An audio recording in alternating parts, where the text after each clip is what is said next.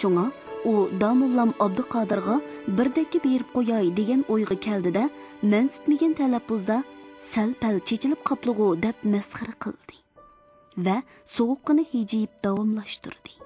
Chechilmisla, har qancha bo'lsa-mu oldirmayroq o'ltirib so'zlashmamdoq. Men-g'o chechilmadim, lekin chechilsam-mu haqliqman, dedi Abduqodir Damulla qat'iy talaffuzda. Ondan o'zini bir oz to'xtatib elib, echinishli qiyofatda davom qildi. Biz hammamiz necha yil g'urbatchilikda riyozat chekib, ilm tahsil qilganlarmiz. Nima uchun o'qidik? Xalqni qorong'ulikdan yo'riqlikqa, jaholatdan ma'rifatga boshlaymiz deb o'qidik. Xudoga shukr. O'qiganga yarasha birimiz qozi, birimiz damulla, birimiz mudarris kabi unvon darajalarga erishib, yurt xalqning izzat hurmatiga sazovor bo'ldik.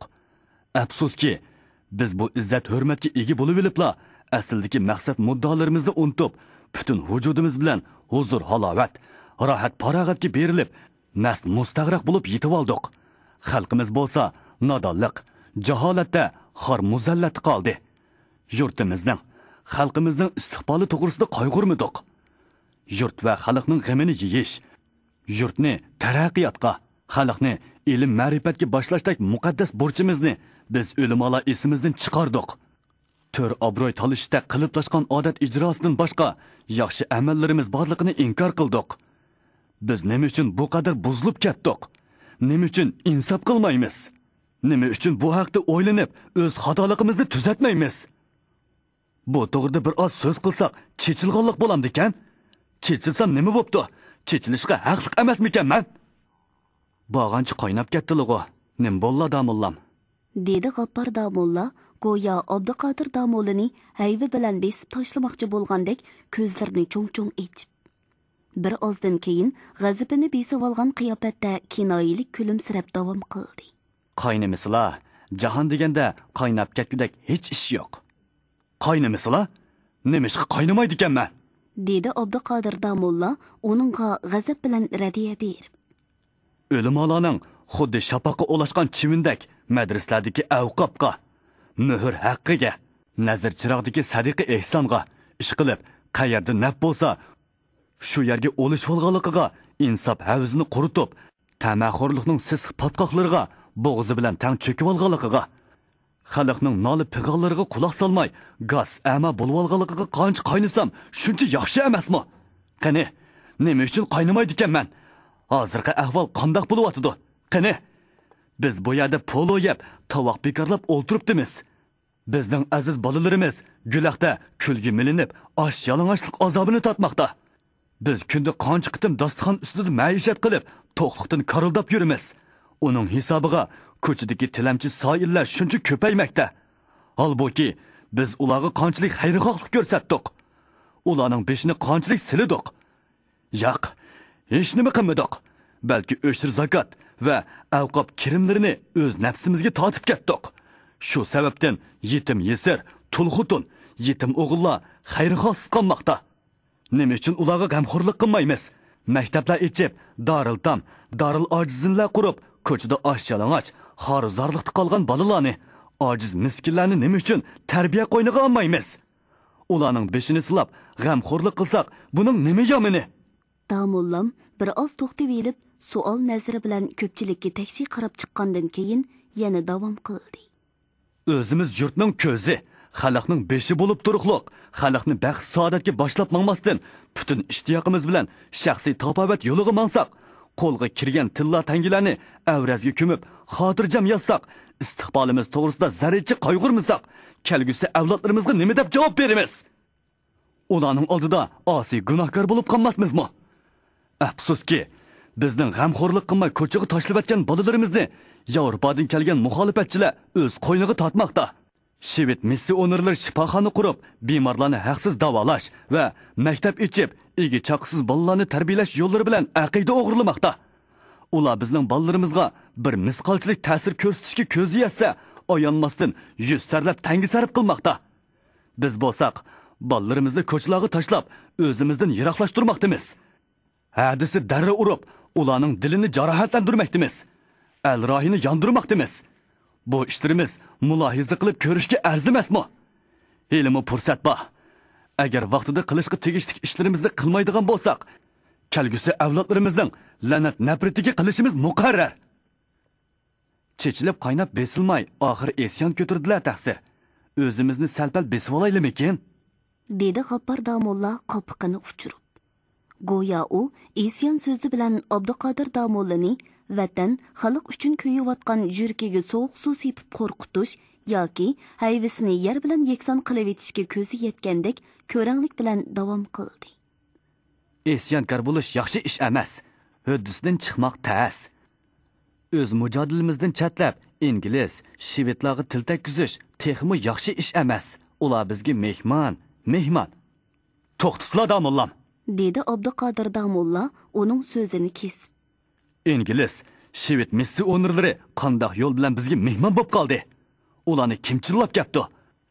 O'zlari chillab kelganmi yoki qudi tushib qo'yganmi? Qo'limizni silkib o'tibroq so'zaylikmikin taqsir. G'azabdan titrab ketgan Abduqodir damulla ovozini texmi yuqori ko'tarib, o'rnidan turib davom qildi. Ular hech vaqtda bizga mehmon emas. Mehmon bo'lishimi mumkin emas. Ular boshda quyruq o'yintib kelgan bilan asta-asta piyimizni qirqib, boyliqimizni o'g'irlaydigan, gilamlarimizni elib, bizni dog' bo'rig'i tashlab, dog'da qo'ydigan past tabiatli kishilardir. Bu muxolifatchilar beshimizga tushgan baloyi ofat. Ular bizni xurofotlikning qora xaltalariga qochilab, axlat dovisiga cho'rivatkichi vafosizlardir. Aramizda ittifoqsizlik urug'ini chechib, o'z go'shimizni o'z yig'imizda qo'rg'uvchilardir. Takrorlaymanki, ular bizga hech qachon mehmon bo'lolmaydi. Bo'lishi ham mumkin emas. Ular bizning ma'naviy yiltizimizni qirg'uvchi zuluk. Ularni mehmon degan so'zni ikkinchi eg'izdirg'i olmaslar. Xalq olam oldida gunohkor bo'lurlar. Sat bo'ludi taqsir. Barcha gunoh menda turib, qop ko'tirga nega boray degandek, endi men gunohkor bo'lib qoldimmi texe? dedi G'appar damulla bo'rg'usi kelgan nar to'gidek sholini chechib. Esyon ko'tirmak oson bo'lsa-mu, oxirini yig'ishtirmoq tas. O'ylabroq gap qilsizlar. İngiliz, shved deganlarga oldirab til takkizgili bo'lmaydi. Huddisidan chiqmoq tas bo'larmikin? To'libak hissiyatga berilib ketmaylimikin? Har qanday balo kelsa, huddisidan o'zim chiqaman. G'am yeb ketmasizlar. To'libak chopon cho'ribmi avor bo'lmasizlar taqsir. dedi Abduqodir damulla G'appar damullaning so'zini kesib. Ikki olimning mundaq keskin munozirasi jiddiylashgan so'rinda o'ltirgan bir qism kishilarning lavlarida qandoqdir istehzo oralash kulki ifodalansa, yana bir qism kishilar uning aksicha totirib yerga qarashatdi. Buningdan so'rindagi kishilar allaqachon ishga bo'lakka. Abduqodir damulla bilan mutaassib G'appar damulla tarafga bo'linganligi chiqib turadi. Salpal sabr qilsizlar, dedi G'appar damulla o'z mag'lubiyatiga tan bermay, ammo u nasihat qilmoqchi bo'lgandek ovozini pasaytib, osta so'zlashga boshladi. Sizlarning chekkan riyozatlarimi oz emas. Ilm fazilatda hech kimdan kam turmaylar. Ilm tahsil qilishda chekkan riyozat, qilgan ajrlariga yarasha Xudovandi Karim ilm ato qilib, yuqori martaba berdi. Shuning bilan yondashtirib, rizq nasiblarni yurt olamga chashdi. Mana endi xuddi bizga o'xshash shukr qilib, yurtga chichilgan rizq nasiblarni daryodan beliq tutib, bog'dan shaptol uzgandek yig'ib yeydigan vaqtlari keldi. Biz mana shunda qilyapmiz-ku. Bizdan ilgari o'tgan har katta o'lim olami shunda qilgan. Buning nima yomoni? Har kuni bizga 4-5 sar kumush topavat bo'lib turdi. Bu Xudoning iltifoti. Shukr qilib, tangilarni yonchiqqa qochlab uyimizga qaytamiz. Dunyoda oltin kumushning jaranglishidanmi ortiq xush ovoz bor desa, uningga men ishonmayman taqsir. Shunga biz har kuni oltin kumushning xush ovozini anglab, put-qo'limizni uzun so'zib, uylarimizda tinch yotamiz. Bu nima degan rohat, ha? Sizlar nima uchun undaq qilmaylar? Yurt ishi, xalq g'imi deganlar Allohning taqdiridagi ish. Xudoning taqdirsiz qil tavirmaydi. Bu jihatlarni bizdan yaxshiroq tushuninglar. Bilib turib, yana nima avorchilik? Yurtning ishini banda qanday hal qilsin? Banda deganning Xudoga qulluq qilishdan boshqa majburiyati yo'q taqsir. Ya Allah, ya Allah, dedi Abduqodir damulla hayrat bilan yoqisini tutib. Nima degan kam aqlliq bu?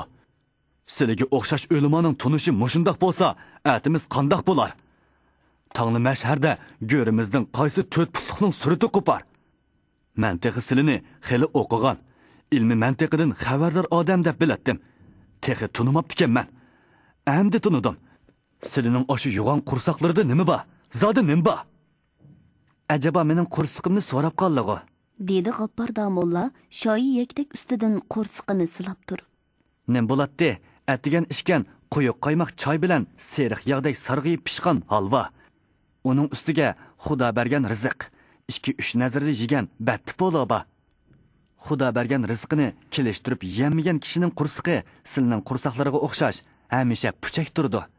Ehtimol o'zlari atigan qushnochimning hapla-shapla qayntib bergan otlisini ichibli boyoqqa kelgan o'xshayla. Shuni so'ravatamla, dedi u ko'ranglik bilan atrofga qarab. Uning ko'zlaridan ajoyib abjil so'zlar bilan Damulla Abduqodirni yonposhga elib, yerga urdimg'u deb ko'rangligalligi chiqib turadi. To'g'ri, men atigan otili ishdim, dedi Abduqodir damulla o'qituvchining savoliga %100 to'g'ri javob bergan o'quvchidek tamkin qiyofatda. Atila bizning an'anaviy g'izoyimiz. O'zi quvvatlik, singishli g'izo. Tumurga singib, butun badanga quvvat qiladi. Biz bu g'izoyimiz bilan faxrlanamiz. Atila ishkinimizga shukr qanoat qilamiz. Silining padar rahmatimi Atila ichib, shuning quvvati bilan o'zlarini opridi qilgan. Buningga nima deyla? Abduqodir damulla g'olib va ochiq savol nazari bilan G'appar damullaga qadilib qarab qo'ydi. G'appar damulla jon jenidan o'tib ketayotgan bu qarashga bardoshlik berolmay, ko'zini qochirib, yonjilgan jilondek kushuldab, ig'ir nafas olmoqda edi. Abduqodir damulla davom qilib, Mantiqi silining qursaqlarida bilim, ilmiy mantiq bormikin deb o'ylab ekanman. Ma'lum bo'ldiki, silining o yo'g'on qursaqlari ilm irfon bilan emas, balki chirindilar bilan to'lgan ekan. Buni bugun oshkora e'lon qilib, xalq olam oldida o'zlarini rasvoyi jahon qilib oldi. deb masxara oralash ochiq kuldi. Bas, dedi Hasan qozi ishga o'limoning barqancha chinqilib ketayotganligidan aloqsada bo'lib. Go'yo u o'tirg'i tushib, har ishkaylanga hoy bermoqchi bo'lgandek so'zlashga boshladi. Vatan xalq g'amini yeyish, istiqbolimizdan qayg'urish ziyoliq ish emas. Bu bizning bosh tortib bo'lmaydigan muqaddas burchimiz. Biz o'limolarning albatta muloyiza qilib ko'rishimizga arziydi. G'appar damulla ochiqig'i paylamay qiydab o'rnidan turdi. To'n salilarini kiyib ketmoqchi bo'ldi. Xo'sh taqsir, qayaga? dedi Hasan qozi hayron bo'lib. Dasturxonimiz oyoqlashmadi damullam, dedi sohibxona mehmonning oldini to'sib. O'zri aytaman, tetay bilan ko'rishadigan muhim ishim bor, xayr xo'sh. G'appar damulla g'azab bilan qiydab ketgandan keyin so'rinni bir xil sovuq kayfiyat o'z ilkiga oldi. Hamma yerda Go'riston jimjitligi hukm suratdi. Hamma odam beshini sangilatib, qandoqdir vahimalik xiyollarga cho'kkan edi. Abduqodir damulla birdilla so'z boshlab, kishilarning diqqatini o'ziga tortdi. Qo'rqib qolamdim. Qandoq yerga berib dadg'oq qilsa qilaversin. Nuhning kemisi to'pondan qo'rqmabdi. Parvoyim palak. Gunoh qilganim yo'q. Bizni tug'ib o'stirgan, oqsut berib cho'ng qilgan, o'qitib mulla qilib, bugungi kunda beshida ko'tirib, obro'yimizni qilayotgan aziz yurtimizni, ulug' xalqimizni unutib qolmayli dedim. O'shir zakot, vaqbi kirimlari, sadiqa ehsonlar haq joyini topmadi. Oz sondagi kishilarning cho'ntikiga tushib ketyotdi.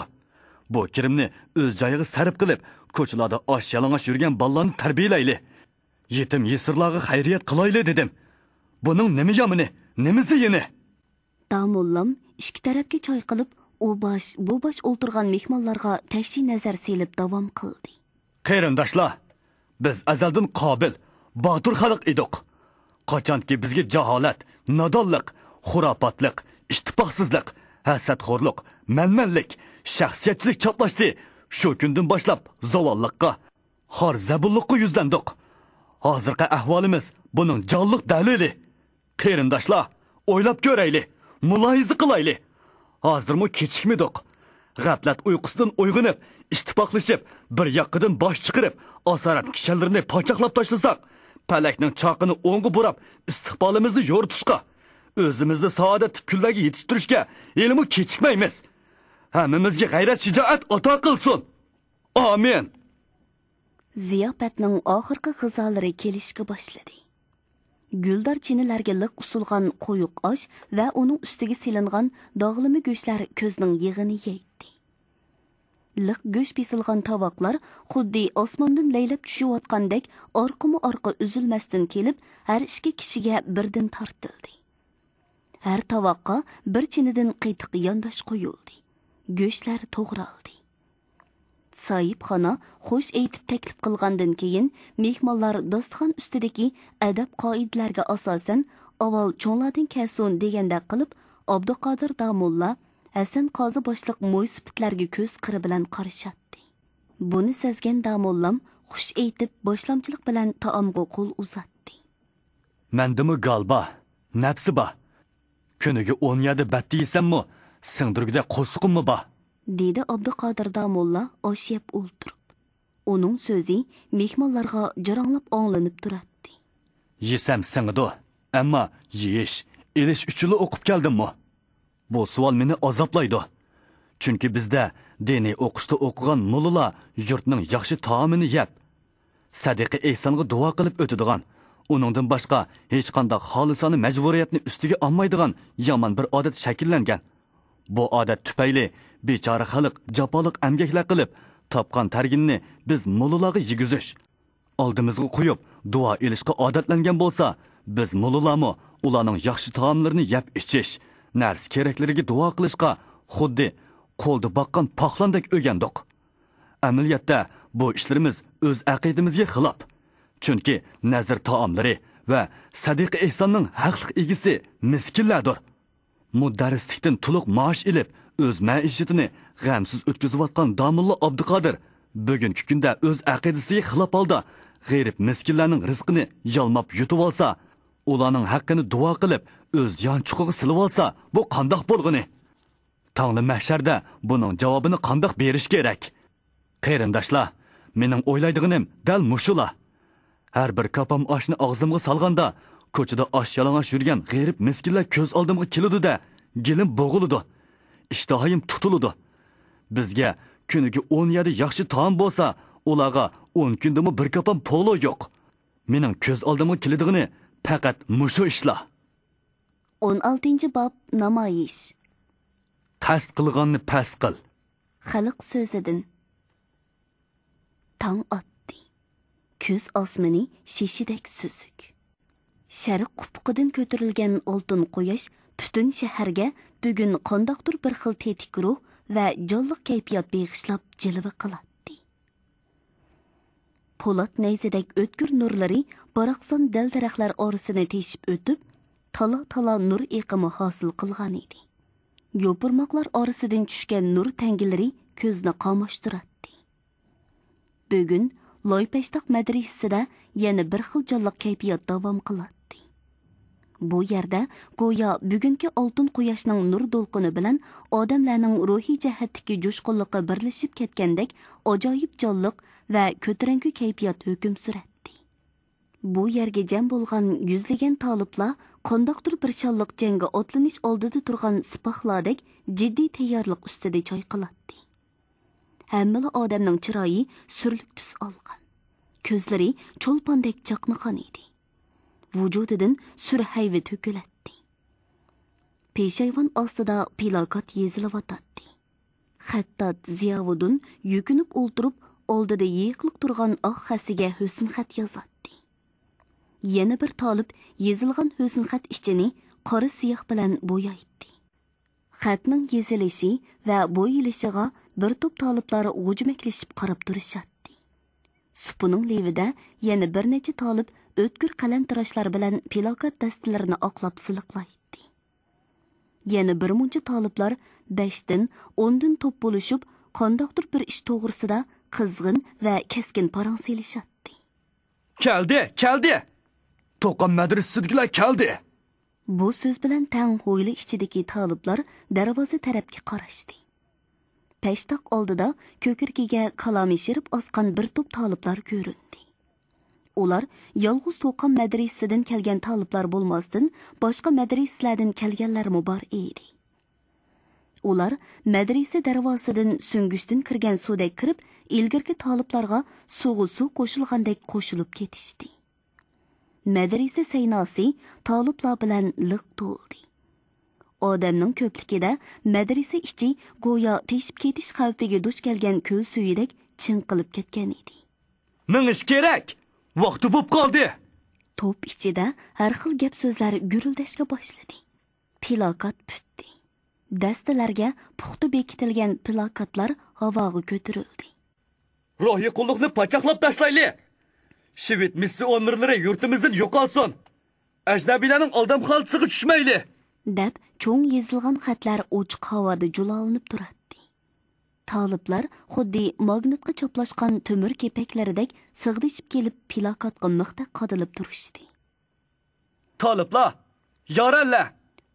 Havoda lapildab turgan ikki plakat o'tirisida texi yosh turibla engkini quyuq saqal besib ketgan egiz bo'yliq, surli ko'rinadigan bir talib varqirab so'zlashga boshladi. Biz hozir ko'chaga chiqamiz. Manganda sap buzulmasin. To'lg'anda ovozimizni bo'lishiga qo'yib berayli. Jaranliq chiqsin. Ruhliq bo'layli. Alloh bizga madadkor. Ustozlarimiz kammisimi mangimizmi? To'p ichidan kimdir birining to'g'ilgan ovozi anglandi. Bu ish bilan ustozlarimizning hech qanday munosabati yo'q. Namoyishni biz o'zimiz qilamiz. Heliqi talib savolga keskin javob berib bo'lgandan keyin ommaga qarab, "Qani mangayli, ko'chaga chiqib tizilamiz" deb varqiradi. Madrasa darvozasidan xuddi tong bilan tang qo'tan eshigidan yayloqqa qarab chiqqan qo'y to'pidek qistilishib chiqqan taliblar cho'ng ko'chaga chiqqanda to'xtashdi. Birinchi plakat oldiga o'ssin, ikkinchisi o'ttirda. Har bir plakatning orliqi 50 qadamdan uzab ketmasin. Shovqin suranlar ichida har bir plakat o'z o'rnini tepib havoga ko'tarildi. Plakat dastasini tutishga qobil kishilar belgilangandan tashqari, har bir to'pni boshqarish uchun ikki jihatdan odam tayinlangan edi.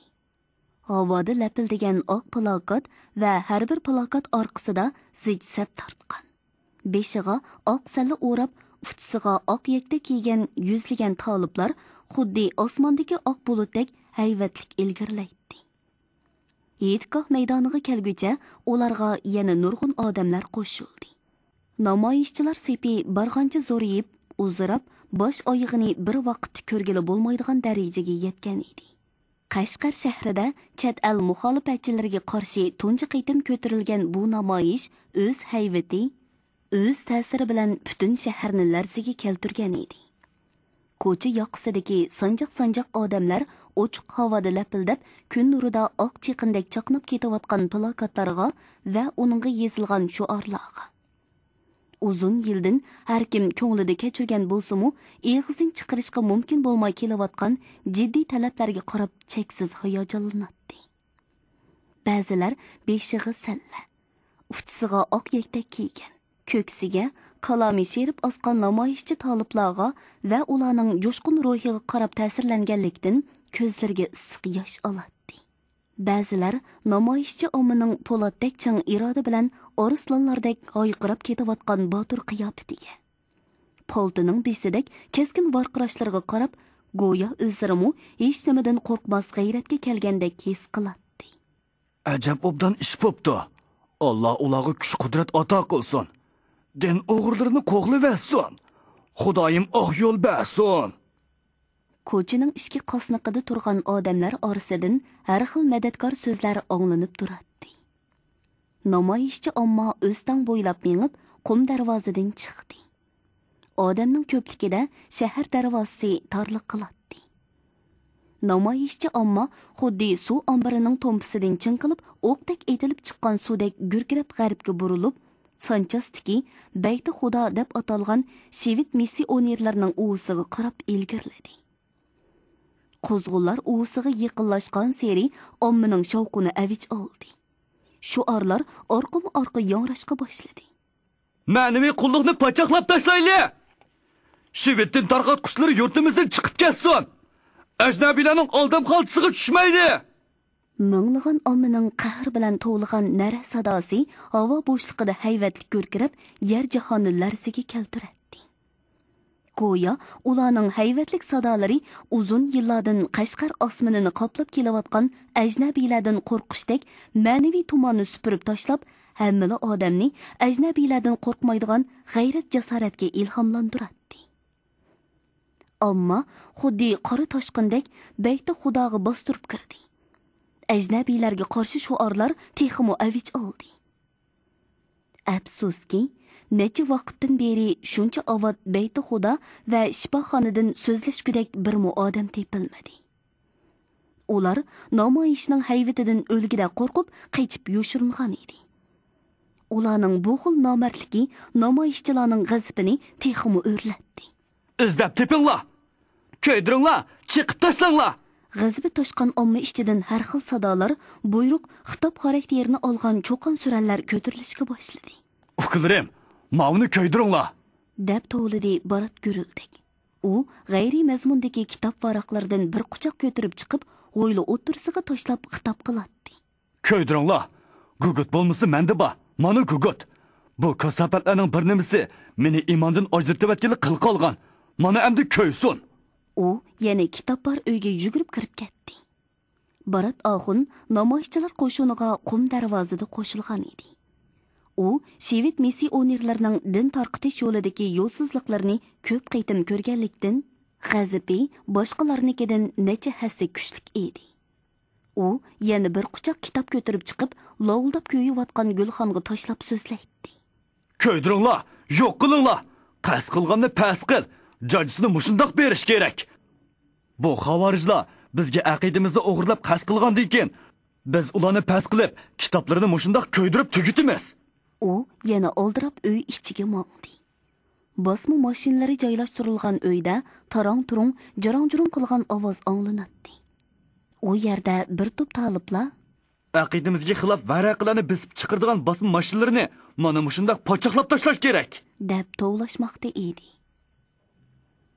17-bob ular bir-birlab shu yerga to'plangan edi. Hamroh boyning shahar ichidagi ho'ylasi odatda xuddi tosh saroydek jimjit bo'ladi. Bo'libmi, boy uyda bor vaqtda har qanday kishi taraq-turuq qilishga yoki cho'ng'ildab o'lik so'zlashga jur'at qila olmaydi. Ayollar beshini chiqara olmaydi. Tartib ana shundoq ching bo'ladi. Bugunmi bu yerda shundoq jimjitlik hukm surmoqda edi. Zag'un cheqib, qo'rsqi to'ygan shatutlamu noqutga o'xshash ko'zlarini yumib mugdavatadi. Bu jimjitlikni faqat shimol tarafdagi ozodi mehmonxonada ahvolishib o'ltirgan 3 kishining qopoq tushgan hardek bo'ng'uldashgan ovozila buzib turadi. Undaq tapmi, mundaq tapmi o'z so'zini yo'rg'ilab qilib turdi. Zoda taqat qilib turolmadim. Ochiqimni beribla gilidan olay dedim-yu, yana o'zimga hay berib. G'oppar Damulla so'zini Anjonboyning ziyofatida Abduqodir Damulla bilan tutishib qolgan masala ustiga yo'tkabla chiroyiga g'azab tusi oldi. Ko'zlarini chekchaytib, g'azab uchqunlari chachirayotgan holda qarshisida o'ltirgan Hamrohboy bilan yenida o'ltirgan Miraqul Damullaga zarda bilan qarab chiqdi. Uning shu topdiki alpozidan oldingi kunlardagi xopiliqining texicha besiqmaganligini emas, balki Abduqodir Damullaga nisbatan qattiq o'chmanligi borligini ko'rib olg'ili bo'ladi. U so'zini davom qildi. Sat bo'lmasin dedim. Yana bir tarafdan har qaysilarini ko'z oldimga keltirib to'xtab qoldim. Sandek dahriy bilan bo'g'ishib o'ltirganimdan ketib qolganim tuzuk deb pashqa qilib chiqib ketdim. O'zlariga hay berganlari yaxshi bo'pti, dedi Miraqul Damulla so'z qistirib. Ammo u bu masalaga qarata o'z xo'jasining pozitsiyasini bilmoqchi bo'lgandek so'z oxirida ko'z qiri bilan boyning ko'ziga qarab qo'ydi. Hamrohboy bo'lsa, go'yo hech qanday gap anglamagandek parvosiz o'ltiradi. Amaliyotda 3 kishining Abduqodir Damullaga bo'lgan o'chmanligi umumiy jihatda o'xshash bo'lsa-mu, shaxsiy ziddiyat masalasida bir-biridan alohida farqlanadi. Masalan, G'oppar Damulla manmanlik yuzasidan Abduqodir Damulla bilan ilmiy obro'y talashadi. Uning bilan tang turolmaydiganligiga tan bermasdan uningga hasad qiladi. Bo'libmi, Anjon boyning ziyofatida bo'lgan bevosita to'qinishda o'zining nima uchundir Abduqodir Damo'li bilan tang turolmaganligini har elib, uningga qattiq o'chmanlik qilmoqda edi. Miraqul Damo'lining adovati yana boshqa gap. Uning bu qitim Qashqarga qozi bo'lish tamasi kuchlik edi. Hamroh boymu uni qozi qilaman deb va'da bergan edi. Afsuski, Abduqodir Damo'lla uni raqobatda yengib qo'ydi. Xalq ommasi Abduqodir Damo'lini yuqori ko'tarib, Qashqarga bosh qozi qilib tayinlashdi. Bu amaliyat uningga zarba berib, or-nomus keltirdi. Shu sababdan u Abduqodir Damo'lini ashaddiy dushmani hisoblaydi. Abduqodir degan shumbuya qayerdan paydo bo'ldi ekan? Bargan Makkasidan kelmagan bo'lsa, o chaqda cho'qim men qozi bo'lgan bo'lardim. Endi qayerdikini? Toki u yo'qolmoqcha, menga qozilik yo'q, deb o'ylaydi. Hatto ochiqdan ochiq uning o'limini tilaydi. Dahriy, jadid, vahobiy, murtad deb qarg'aydi. Aslida qozilik menga tegatdi. Otishliqlar til biriktirib, uni qozi qilib bilishdi. Degandek pishni posat so'zlarni muqillatdi. Bu ahvoldan qaraganda Miraqul Damo'lining adovati G'appar Damo'lining adovatidan kuchlik ham razilliklarga to'yingan edi. Hamroh boyning o'chmanligi yana boshqacha edi. U Abduqodir Damo'li bilan ilm martaba yoki boylik talashmaydi. U faqat Qashqar mening irodamga bo'ysunsin. Qozi, mufti, Damo'li mudarrislar mening olqinimda cho'rgilsin. Hamma ish suning eqishi, tukning yetishi bo'yicha ishlansin. Islohot, uyg'onish, taraqqiyot deganlar tilga elinmasin deydi. Abduqodir Damo'lla uning deganiga kirmaydi. U o'z irodasi, o'z masligi bo'yicha ish ko'rib, amaliy muvaffaqiyatlar orqali boyning qora niyatiga taqobil turadi. Shunga Hamroh boy uningga bo'xton choplab, jadid, dahriy, dinsiz deb qaralaydi. Hosil kalam. Mehmonxonada suhbatlashayotgan 3 kishining Abduqodir Damo'liga nisbatan qarshiligi o'xshash ekan. Bu masalada ularning tiniqi keladi. Har uchisi Damo'li Abduqodirning oridan ko'tarilib ketishini, ko'zdan yo'qolishini xohlaydi. Lekin 3 kishining bu maqsadga yetish yo'li 3 xil edi. Bu xuddi juma namozi o'qig'ili kelgan 3 kishining e'tikof jamoasiga 3 eshikdan kirib, maqsad qilgan juma namozini o'qiganligiga o'xshib ketadi. Masalan, G'appar Damo'lla oshkora so'rilarda munozira qilib, Abduqodir Damo'liga oshkora qarshi turgan bo'lsa, Miraqul Damo'lla uning aksicha. Bo'lin puchqoqlarda yurib, so'pi ishonlar o'tirsida pittin posta terib qarshi turadi. Hamroh boy go'yo hech ishni bilmagan qiyofatda ostirdan hammaga qo'mondonlik qilib, yo'shirin vositalar bilan Abduqodir Damo'liga qarshi harakat qiladi. Shuning uchun G'appar Damo'li so'zlayotganda Miraqul Damo'lla ko'z qirida Hamroh boyga qarab, uning pozitsiyasini bilmoqchi bo'lgan bo'lsa, Hamroh boy go'yo hech ish anglamayotgan odamdek beparvo ko'rinishda o'ltiradi. G'appar Damo'llaning so'zi oxirlashmagan edi. U davom qildi. Shu yerdan chiqinimcha to'p-to'g'ri teta yomilg'i beribdiman. U dahriyning ta'liga teta yo'q bo'lib chiqdi. Shu kuni teta bilan ko'rishgan bo'lsam, uningdan bu dahriyni qamoq ilish yoki bu yurtdan qo'g'lashni talab qilatdim. Teta qayoqqa ketibdi-kan? Hamroh boy xushyoqmagan qiyofatda tilining uchidan onchikim so'rab qo'ydi.